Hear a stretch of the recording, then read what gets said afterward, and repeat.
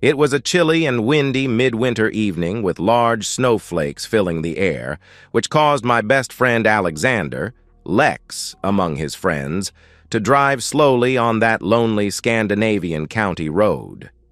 We were on our way to my home in a rented Ford Transit van.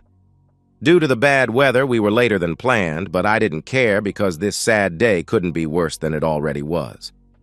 All lights in my house were switched off, but, as expected, a black BMW, covered by several centimeters of newly fallen snow, stood parked on my driveway. Had I not fixed the lock in my garage, the BMW would have been hidden inside there. Lex parked the Ford on the street so the BMW would have a free way out. Lex asked me, "Are you okay?" "I'm okay." Lex kept talking. "So far, it seems to be exactly as you feared. Do you still want to go on as you've planned?" "I do," I replied. I think Lex was a bit unsure about me because he asked, "Okay, I'm with you, but stay cool. For heaven's sake, don't go too far." "No, I'll only do what I have to do," I replied. We went to the house. I unlocked and opened the front door, and we went in. Lex took up his digital camera. I waited while he made it ready, and then he followed me to the master bedroom. No reaction from the room when I slowly opened the door. Then I switched on the light and rushed to the bed, dragged off the comforter, and just as expected, we saw two naked people sleeping there. One of them was my common-law wife, Annalena, and the other was Samuel Albertson, an accountant working with her and usually known by his nickname, Jerk Albertson. Annalena began screaming when I dragged Albertson off the bed and hit him hard several times in his belly with my right fist before giving him a hard kick between his legs so he fell to the floor. With a hard kick to his back, I ordered him to rise up from the floor. When he was up, I dragged him to the front door, where a new hard kick to his naked back sent him flying into the snow.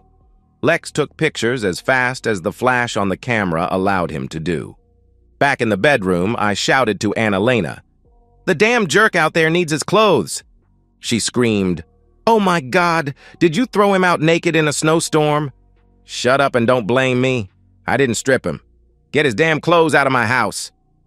She collected his clothes and left the bedroom. I think she put on a coat and her boots in the hall before she went out to him, and a few minutes later, we heard him drive away. When Annalena was back in the house, I told her I didn't want any excuses or explanations, because the only thing that remained for her to do in this house was to get dressed, pack her belongings, and get out. But the only thing she could do for the time being was to sit down in a kitchen chair and cry loudly. After a while, she dressed, rang for a taxi, and left. Lex went for the Ford, and we took in the cardboard boxes to the house, and he and I began to pack Annalena's clothes and other personal belongings in the boxes. In the morning, we loaded the boxes and her new TV into the van, and I took it to her parents' house. Nobody opened the entrance door when we rang the bell, so we piled the cardboard boxes and the TV against the house. While looking at the windows, both Lex and I was sure we saw somebody watching us behind the curtains. Annalena's driving license was canceled for speeding, and as I owned her car, we let it remain in the garage. Back at the house, we changed all the locks before we left for the next town, which was Lex's current hometown, where he had rented the Ford Transit. After a short stop at his home, we went skiing for a week in the mountains where our two friends already were waiting for us in a rented cabin. I'm Michael Hagan, a 32-years-old owner of a small but rather profitable small factory, specializing in making patented high-quality steel clips sold to customers in 14 countries. It was my uncle who invented and built the automatic multi-operation machine, the only one of its kind, which makes them. When he retired, he sold it to me for a fair price. A single mother working half-time and I were the only employees. Once again, I had had a crushed relationship. I sent Annalena a text message and suggested we meet to share some other things in our home when I got back from my vacation. Lex, me, and the two other friends whom we joined on our vacation, used to be lucky with horses. We put some money on V75 every week, and so far we have gone plus every year. V75 is a very popular and very big weekly horse game. The simple rule is to pick out the winners in 7 trotting races. 7 winners in a bet can give anything between 100 and 20,000 equal to the US dollars, depending on the number of unexpected high-odds winners in the races, and far fewer prizes for bets with for 6 and 5 winners. Of course, to pick out 7 winners in 7 races would be a genuine mission impossible if it hadn't been for the very low price, equal to 8 US cents a bet. Most people used to pick out a single winner in 2 of the races and have the other 5 races covered with several horses in each race. Our gang usually gambled for amounts equal to 200 to 250 US dollars a week, which gave us a system with 1,500 to 2,000 bets. If I could be regarded as lucky with horses, it was quite the opposite with girlfriends. Usually, it was easy for me both to get them and get rid of them. Sana, the girl before Annalena, was a real beauty, tall, slim, and naturally blonde, but unfortunately, she fit into the description stupid blonde.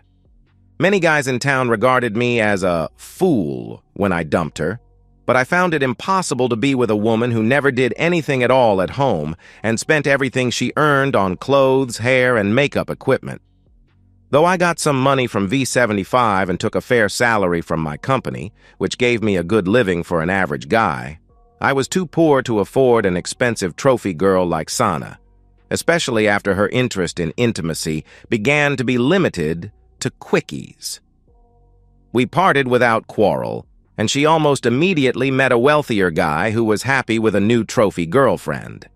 I met Annalena, who was quite different and in many ways a dream girl during our first 4 years together until her company hired Jerk Albertson as their new accountant.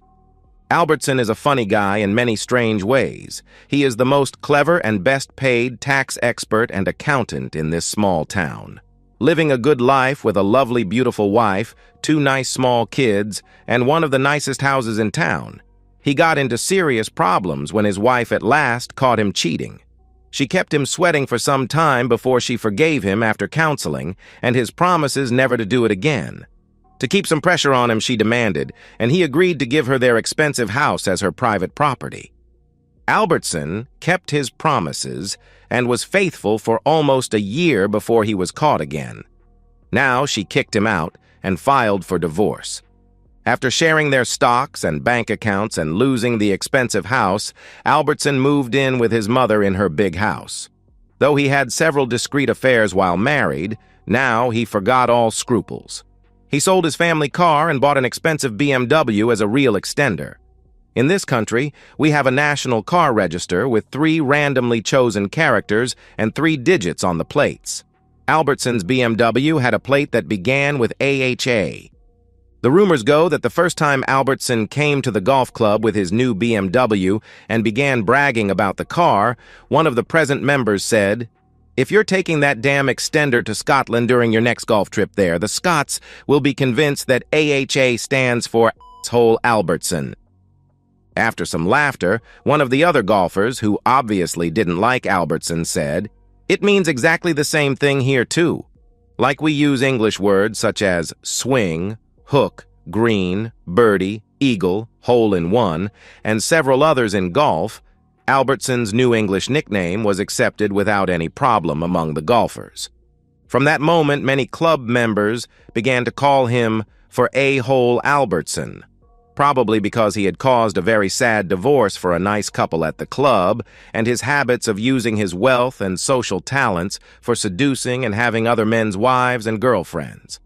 Rather soon, his new nickname spread all over the town. Albertson didn't like me very much since I had refused to vote for him as chairman of our marina club, which had left him yelling at me about paying back with interest. Obviously, he saw his possibility of getting 2 flies in 1 hit when the old accountant at Annalena's work retired and Albertson was hired to replace him. Probably he would have made his attempts on a lovely woman like Annalena. whoever she had been married to.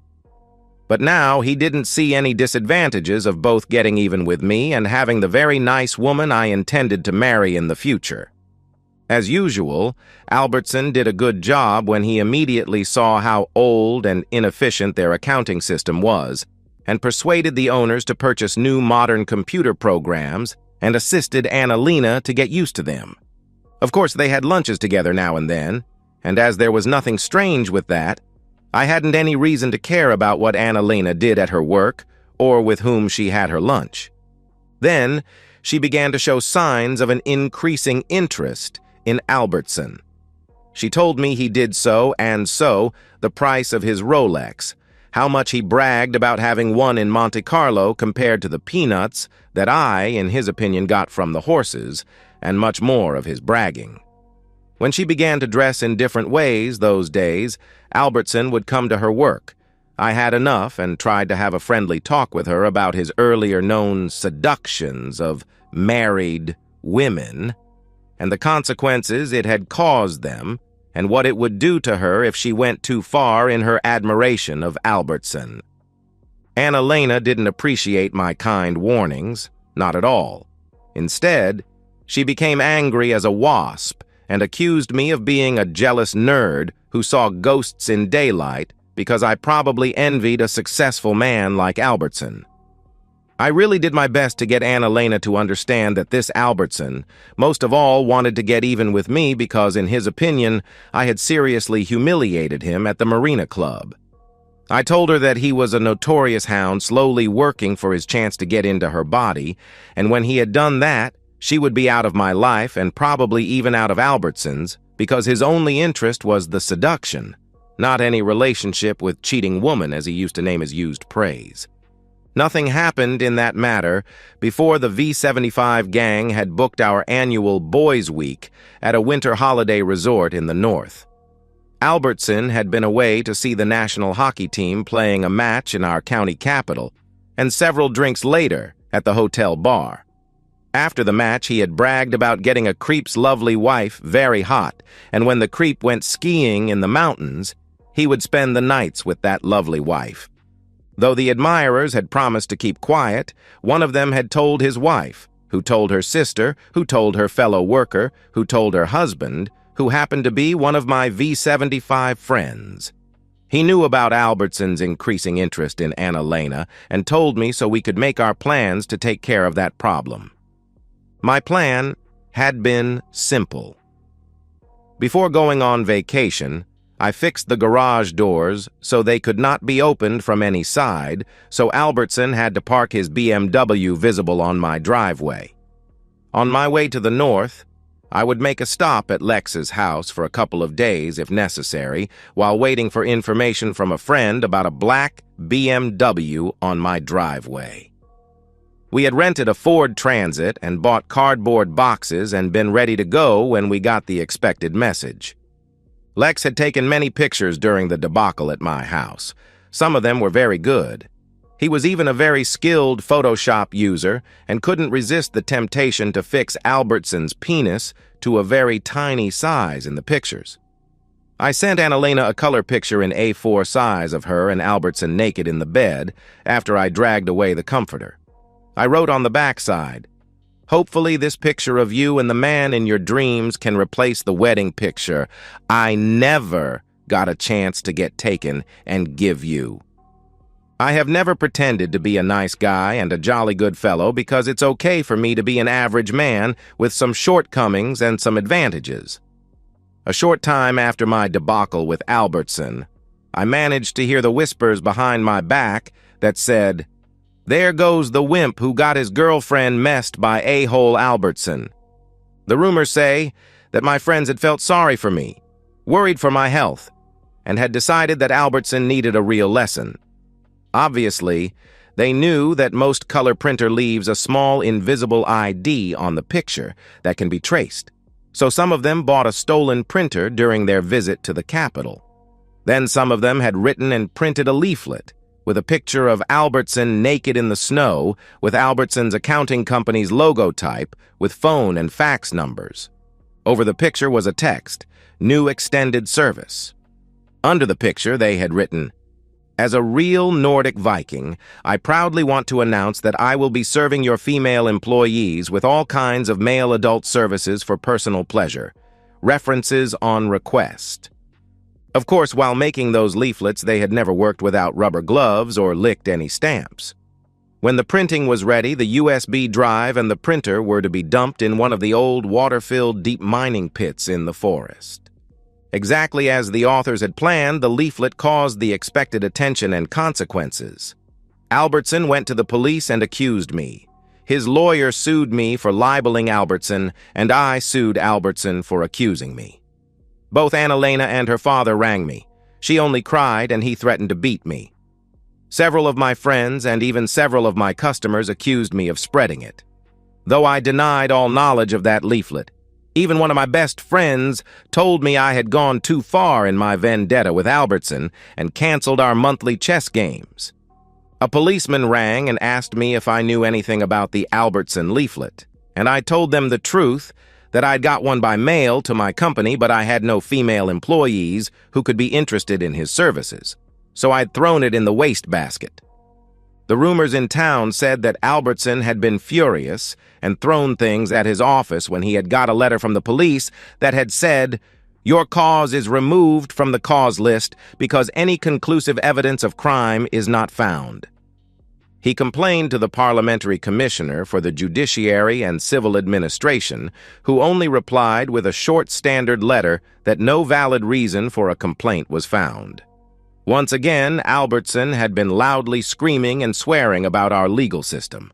The gossip said that Albertson had sworn to pay back with interest, so I had hired a security company to keep an eye on my properties, and one of their night patrols had succeeded in catching a man throwing a stone in a window. That fits me perfectly, because the man was one of Albertson's employees. Then Anna-Lena found out that she was pregnant and decided to keep the baby, probably in some kind of hope that I would take her back. I didn't, and refused to sign any papers or pay anything at all before a DNA test. When the authorities tried to push me into agreeing to be the father, I told them they better ask Albertson, who had intercourse with her after me. While my vengeance with Albertson went on as planned, I wasn't very successful with women for the time being. At the age of 32, the number of available single women of the right ages was a bit limited in my small Scandinavian town.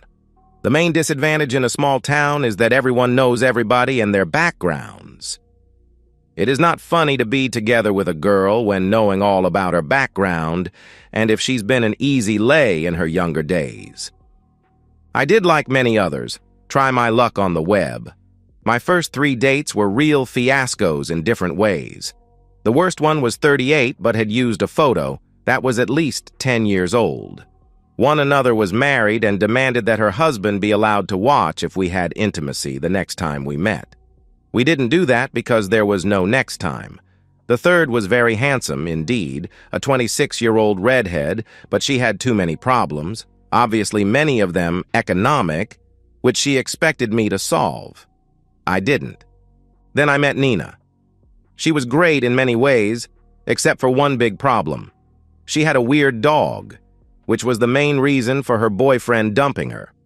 I like dogs, and had never had any problem with any dog until I met Nina and her dog. I really did my best to befriend that animal, but without any hint of success, and she refused to get rid of it. We gave up our attempts to be a couple, and I had to confess that the dog was the winner. When Albertson heard about Nina, her dog, and me, he sent her a dog collar and a message saying that it would be useful now when she had 2 mad dogs. To my great surprise, Albertson's ex-wife Catherine rang me about the Marina Club's annual spring ball and asked me if I had a lady or if I could escort her. A membership in the Marina Club is both more difficult to get and more expensive than a membership in the local golf club. The simple reason is that there are no exact limits for the number of members in a golf club. But in the Marina Club, the number of members was limited to the number of spaces for their boats. During a short meeting, Albertson's ex and I agreed to go together to the ball, but without any further intentions. The simple reason why I once had not voted for Albertson as chairman was that before he was elected, he had accepted bribes for giving memberships to some of his cohorts, though the waiting list for a membership was several years. Exactly as expected, the ball was a great event, with many photos in our local newspaper. One big color photo of Catherine and me outside the ballroom caused much gossip in town. Albertson wasn't looking very happy when he found out whom I was escorting. One sunny day, something happened that gave us local single men a great challenge. Erica Peterson, a very beautiful, easygoing 28-year-old nurse who had been living in the country capital since she went to the nurse school 10 years ago, had gotten a job, met her husband, and settled down there. Her happiness had lasted until the day when she had forgotten something at home and went there and found her husband with his 22-year-old secretary in their marital bed. She divorced him, and now she was back in our town again with her 2-year-old son. Her brother and I had been classmates at the school, so I knew him rather well, and when Erica and her brother met me at the supermarket's cafeteria, we had a pleasant small talk. Erica's brother joked that we two divorcees ought to have a date. I replied that it was a good idea and suggested to Erica that on Saturday we take a trip to a big zoo park together with her little boy. She told me that she was busy elsewhere that weekend, but would be happy to go with me next Saturday. We even decided to meet on Wednesday evening to talk about the trip. I really looked forward to meeting Erica, and we met at a cafe, just as we had agreed. Everything was fine until she told me what she had done during the last weekend. She had seen a musical in our capital, had dinner at one of the best restaurants there, and spent the night at Sheraton. I asked, "Who was the happy guy?" She replied, "Samuel Albertson. Is he a friend of yours?" What could I say? Of all available single men, she had chosen to date the worst creep, Albertson, who had really done his best to impress on her. The musical had been sold out for many months, so the tickets must cost him a fortune on the black market. Though my own date now sounded like a cheap budget alternative compared to his, I decided to continue my own race as planned and not care about Albertson. So I replied, "I know him rather well, but wouldn't be honest if I called him a friend." She didn't ask me more about him, and I doubted it would be of any advantage for me to say anything negative about him at that moment. Instead, we talked about our trip. Both Erica and her son, Elliot, were in a good mood on Saturday morning when I did catch them at her parents' house. Erica must have told him about the animals because he talked a lot about them during the drive to the zoo park. During our walk around the park, we had a coffee break at a cafe where we got a table next to a couple with a boy the same age as Elliot, and they began to play and had fun together. When we walked into the restaurant for lunch, the family we met at the cafe was already sitting there and waved us to their table. We joined them, and now even we adults began talking with each other. Most visitors walked through the large park via a suggested path and the Svensons, and we decided to walk together through the remaining area we hadn't seen yet. The small boys had fun together. During our walk, Anna Svensson told Erica that they were living in a small village without any other small boys in their son's age. Then she asked Erica, "Anders and I would be glad if you, your husband, and Elliot could come to see us during a weekend so the kids can play together. We have a small guest house on the lawn near our house." Erica's reply caused confused looks on their faces when she replied, "I regret to say that my husband and I have filed for divorce and can't do anything together for the time being. My friend Michael here is not involved in my divorce. My husband caused it and had his secretary assist him."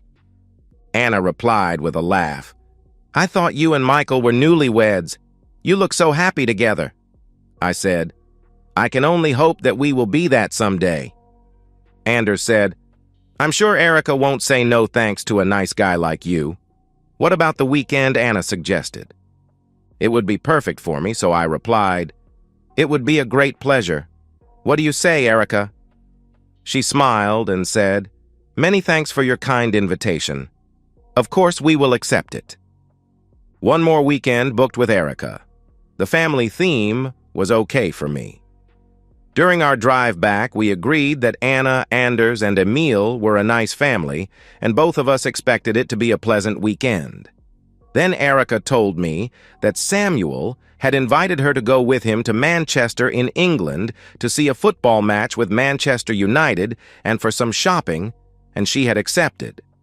Albertson and some friends of his had rented a private plane because one of his friends who had the flight certificate needed flight time. I didn't comment on that. Albertson didn't save any effort to outshine me in this competition, which would not be difficult even with their second date. Of course, what was a barbecue with friends and a night in a small guest house in a small village, compared with a flight on a private plane to England and a high-class hotel there?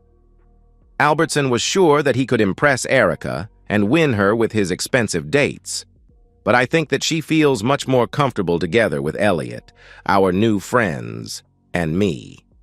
When we planned our date, Erica and I even agreed to have dinner at my house when we were back in our hometown. I had prepared most of the food in advance and did the rest of the cooking while Erica got Elliot ready for the night. The dinner was rather romantic, with good wine, candlelight, and soft music. We talked about many things, except Albertson, until Erica said, "I hope you will understand that intimacy is out of the question for me until my divorce is final. Samuel and I had a little quarrel about it when I refused to share a room with him during the last weekend, but I'm sure he knows better for our next date." "I understand," I replied. "I'm sure you do. It was so sweet of you to tell Anna that you wanted to be newlywed with me." "That's true. There's something very special about you." "I'm only a divorcee with a kid?" she asked. "Elliot is a great kid and he has a great mom. I really like both of you. Your ex must have been crazy when he messed up with you." "Elliot likes you too. I'm glad for that," she answered. "Glad to hear that. And I would be twice as glad if even his pretty mom would like me." "Of course I do. Very much indeed." After some further talking about other subjects, she asked, "Why did you and Anna-Lena split up?" "I caught her cheating." "Any plans to forgive her?" she asked. "No, it was too humiliating. She did it after we had been talking about weddings, honeymoons in Hawaii, and children." "Why Hawaii? It sounds exotic," she asked. "Not only Hawaii, we even talked about Las Vegas, the Grand Canyon, and California Coast Road, because both of us wanted to go there. Now it is written in the stars if somebody wants to marry me and if she is interested in that trip." Now she gave me a bright smile, laughed, and said, "I would like to go to Hawaii. Marry me, and we are on the road." She continued laughing and said, "It's a temptation, but I'm already married for the time being." She slept in my spare room, and during breakfast we decided to spend even the Sunday together at my house. It was a pleasant day. We played with Elliot, went out for lunch, and took a long walk. We had no date booked for the next week. Erica had a date with Albertson on Tuesday, and then they would fly to Manchester on Saturday morning and be back home on Sunday. Therefore, I had a real surprise when she rang my doorbell about 8 o'clock on Tuesday evening. It wasn't difficult to see that she was very angry for some reason. I asked her to come in, and she sat down at the kitchen table and told me, "I have some questions for you and want to hear the truth. Lie to me, and you can forget me." "What's the matter? I've been honest with you so far, and of course I'll continue to tell you the truth. Samuel says that you used to call him A-hole Albertson behind his back, and now even several other people have begun to use that awful nickname. Is that true?" "No, of course not. That's not a nickname, because it fits perfectly on that creep. Of course, many others and I are using it in front of him. Did he tell you where and why he got that name?" "He says that you are calling him that because you envy him and hate him," she answered. "Of course I hate him. I hate him very much indeed. But I will never envy him. Did he really send you here to complain about his damn name? Do you want to know the truth?" Erica hesitated for a while before replying. No. He begged me not to do that, which I promised him. But I was so angry and disappointed about you that I couldn't resist finding the truth already this evening. Do you really think you can win my love with such dirty slander? I didn't expect you to be on such a low level. My dear Erica, the truth is that I have avoided saying anything negative to you about your dear friend Albertson, haven't I? The truth is that there was no need for me to do that because a clever woman like you would, sooner or later, hopefully sooner find out what a creep that man really is. If you have anything to say about Samuel, I want to hear it here and now, and only the truth, she demanded. There is no need for me to tell you any lies about Albertson because the truth is bad enough. Please let me tell you the whole story before you dump me. Can you promise me that? Yes, I'll do my best. Go on, she replied. There is no doubt that Albertson is the best tax expert and accountant in this town and that he has great social skills. But I have a fair reason to hate that man.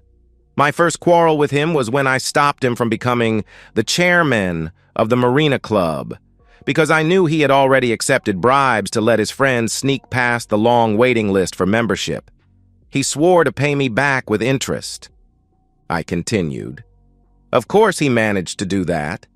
As a rich, generous, verbal, and good-looking guy, he is probably the most successful hound in this town with several divorces, even his own, on his personal record.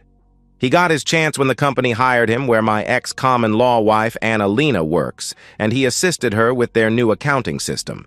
He began courting her, first in rather innocent ways, and then slowly increasing his efforts when he noted her responses. Of course, I did my best to warn her of Albertson and the consequences she would get of letting him go too far with her. But I neither wanted nor could make any attempts to watch her at her job, and when I went skiing for the annual V75 Players Week in the mountains, he decided to use that great opportunity to get into her clothes. But as usual, he couldn't resist the temptation of bragging to his cohorts that his prey was ready to be laid, and he would do that in her damn spouse's bed as soon as he had left for vacation. One of them told his wife, who told her sister, and the gossip went on until even I knew their plans. I went on with my story. I decided that if she let that infamous hound Albertson visit her in my house when I was away, she had lost my confidence, and if I surprised them in action, she would be out. Due to very bad weather and traffic problems, I came back home too late to catch them in action, but I found both Annalena and him sleeping naked in our bed. Erica remained quiet, and I gave her the photo of Annalena and Albertson naked in a bed before I continued. That was the end for Annalena's and my relationship, and, as usual, Albertson didn't give a stuff about Annalena after I dumped her.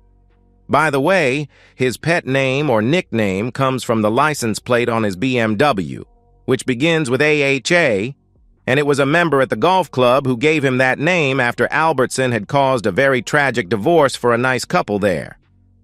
Looking her straight in the eyes, I continued. I wouldn't be surprised if Albertson even whined about me and his ex-wife Charlotte, since it is true that we went together to the Marina Club spring ball, but it was totally innocent, and she asked me to escort her because the ball is for members and their spouses only, and I don't have a spouse and she is not a member, so it was simply a practical solution. I said, I have one more serious thing left to tell you about Annalena, Albertson, and me. She is pregnant, and I believe that Albertson is the father, but it will be a case for DNA testing. Now I remained silent, and Erica asked me, Did you tell me the truth? Yes, I told you the truth. If you don't believe me, ask people in town. Why haven't you told me anything before? She asked. Because I hope to have enough with my own advantages to win your love. That's why I chose to date you in simple ways, which gave us a fair chance to really know each other before we went further. Albertson preferred to date you in a different manner, and it is up to you to decide whom you prefer over the other, or if you don't like any of us after what I told you. I can tell you that I had much more fun during the date with you, and I really look forward to the family weekend with Anna and Anders." "So, I'm not dumped yet?" I asked. "Obviously not. I really hope you didn't lie to me." "No, I didn't. By the way, you never told me why Albertson began whining about his pet name." "We had tea and shrimp sandwiches at the small restaurant beside the bank when two couples came in there, and one of the women almost yelled with a loud voice, 'There is Albertson seducing some poor bastard's silly wife.' Dear woman, skip that damn jerk before it's too late for you." Erica said that several of the other guests had laughed loudly, but Albertson had not dared to say a word before the couples were seated at the other end of the restaurant. Then he had begun to accuse me of creating his nickname and spreading nasty lies about him. Erica left, and to my surprise, she was back at my house on Thursday and told me that she had asked a lot of people about Albertson, even his ex-wife, and all of them had confirmed what I had told her. Albertson had told her that the other guys had refused to take a woman with them on a football trip, so he canceled their date, and he hadn't been too sorry because he sold her seat on the plane and the match ticket for a high price to one of his friends. Erica told me that Elliot was with his dad that weekend and asked if she could spend the weekend with me at my house. Of course, I agreed, and even offered to take her to a nice hotel somewhere, but Erica said she preferred a lazy weekend at home. After a very romantic dinner on Friday evening, we ended up necking. I got in the mood and noted that even she was hot. Very hot indeed. But she whispered in my ear that she intended to let the intimacy wait until she was divorced. During all my adult life, I have always remembered what an old man said to me when I was a boy. "Everything is possible if you try damn hard." I did my very best to keep her hot, and after a long, intensive kiss, I whispered in her ear, "I love you, and I'm dreaming about being your husband. But it's fair that we'll have some practice before our wedding night, so everything will be perfect then." Erica's reply took me with total surprise when she whispered, "I must agree to that." Thereafter, it was only a question of a few seconds before both of us were naked in my new bed. Of course, we didn't need any practice because the intimacy was great from the very beginning. I was convinced, without any doubt, that it was some of the very best love I ever had taken any part of. Even Erica must have felt the same, because she was totally wild, and as she was back to normal breathing, she said, "You must marry me. You must do that. Promise me that." "Do you?" I proposed, and she said, "Yes." I was suspicious about how easily I had won against Albertson, but expected him to keep a low profile until he sooner or later found some excuse to try again with increasing courting of Erica if we became a couple. Then I found the real reasons why Albertson gave up the competition about Erica. Her ex had been promoted to a real top job and wanted her back as one of the leading ladies in our county. No doubt that Albertson expected to get a good laugh at my expense when she left me, especially now after he had managed to get a new gorgeous girlfriend, a lawyer who would work 1 year at the local law firm. She could be described as 9 points of 10 available. However, Erica, Elliot, and I had a very pleasant weekend together with Anna, Anders, and their son, Emil. Erica and I even got in some quickies while Elliot slept. The next week was a difficult time for me, because Erica was going to see her ex during the weekend and discuss the possibilities of canceling the ongoing divorce and going on with their marriage and giving Elliot a fair chance to grow up with both of his real parents. I kept a low profile and told her that it was her own decision. Albertson had sent her a nice card wishing her and her husband good luck, but Erica said that she had sent it back to him with a comment that suggested he put it up in the place advised by his pet name. Obviously, she didn't like him very much any longer, probably because he had dumped her when he canceled their England date. Erica left early on Saturday morning. She gave me a hug and was gone. Probably forever. I had a feeling that she really wanted to save her marriage. but I couldn't blame her. We had agreed that she wouldn't contact me before she was back again, either to collect her belongings or to stay forever with me. It was a long, sad day for me. My V75 friends shoved up after lunch so we could follow our gambling on one of the commercial TV channels. Though we had all 7 races right and won a fair amount, equal to around $23,000, I couldn't show any happiness at all, which made my friends seriously worried. They had seen me go further after a number of crushed relationships before, but never before seen me so wrecked, not even after my separation from Annalena. Lex said what all of us knew. You really love this woman with all your heart. I wasn't in any mood to go out celebrating, so we rang for Chinese food and stayed at my house. At about 10 o'clock in the evening, all of us were really surprised when Erica came back with a big black eye. After she had told me that she intended to keep her part of our wedding plans, and after she and I had hugged and kissed for several minutes, she told us that it was her ex who had hit her. After my friends had left us, Erica told me everything about the meeting with her ex. When they met, he had taken her on a tour of his new office and bragged about all-included benefits. Then he had taken her to a big old house in one of the best-regarded expensive old areas with a nice view over the local lake. The house was for sale, and the present owner had agreed to show it to them. Erica didn't like the old area because there were no other kids of Elliot's age. She even disliked the house. It was too big for their needs, and even in need of much maintenance. When she had told her ex about her doubts, he only said that she could work part-time and use the remaining time to assist the maintenance people. He had left an offer with the broker, and if it were accepted, the house would be his. Already his selfish choice of a house that Erica didn't want to live in had put her in a very negative mood against the whole idea of forgiving him and continuing their marriage. When she asked him about the price and monthly expenses for it, he had told her that it wouldn't cost her anything at all because he intended to keep it as a private investment. After the house tour, the ex had told her about his plans for the evening. He had rented a room and booked a dinner at the best hotel in town and suggested they go to the room for some rest before dinner.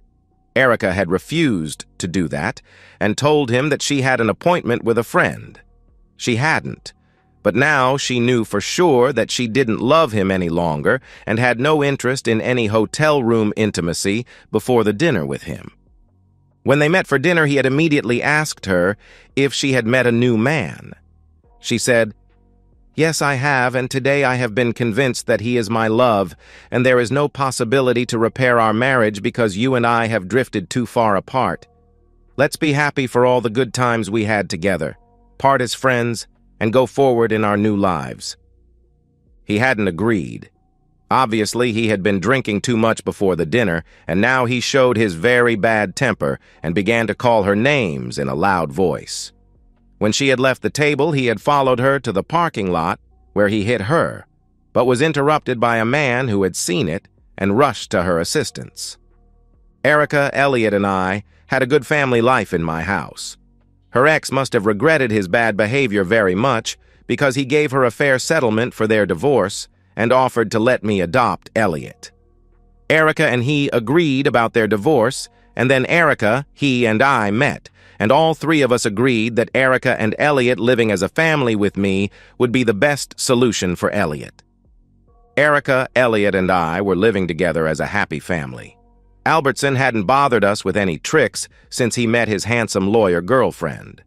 We had a typical small-town life until Annalena gave birth to her baby boy. I refused to sign any papers, and the DNA gave me the proof that I wasn't the father. Then we got a great surprise when rumors of Albertson's DNA test got out in town. The baby wasn't his.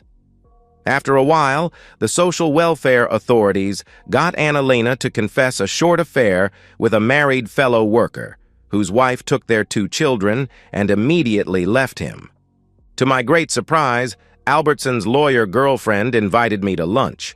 She was a really classy and bright-minded lady. After some polite small talk, she went straight to her errand and told me that she had canceled Albertson's case against me, so it was up to me if I would drop my case against him, which I promised her to do. Though she didn't expect Albertson and me to be friends, she wanted us to behave like adults and forget our silly vendetta. In her opinion, I had gotten a fair revenge when Albertson had let me win the competition about Erica. I told her, he aimed higher, and I can hardly believe he feels like a loser. She smiled and said, "Do you envy Samuel and want to change Erica for me?" I replied with a smile, "I admire you, but must say, no thanks, because I really love Erica." She promised me that Albertson would keep his mouth shut about Annalena's baby. I had to agree with her that in some strange way, he had done me a favor when Annalena's earlier cheating was brought out to my knowledge. We parted with a hug, and it was a great benefit for all of us to have put a stop to the vendetta between Albertson and me. During a vacation at the Spanish island Gran Canaria, together with our very good friends, the Svensson family, whom we met during our first date at the zoo, Erica and I married at the Scandinavian church in San Agustin. After a number of failures, I had gotten a loving wife. And so, we've reached the end of today's story. Was it what you expected, or did it take a twist you didn't see coming? I'm curious to hear your thoughts. Share them in the comments below, and let's get a conversation going. If this story kept you hooked, make sure to hit that like button. And if you're new here or just haven't subscribed yet, now's the perfect time to join our community. I bring you fresh, captivating stories every day, so click that subscribe button and turn on notifications so you never miss out. Thanks for watching, and I'll see you in the next one.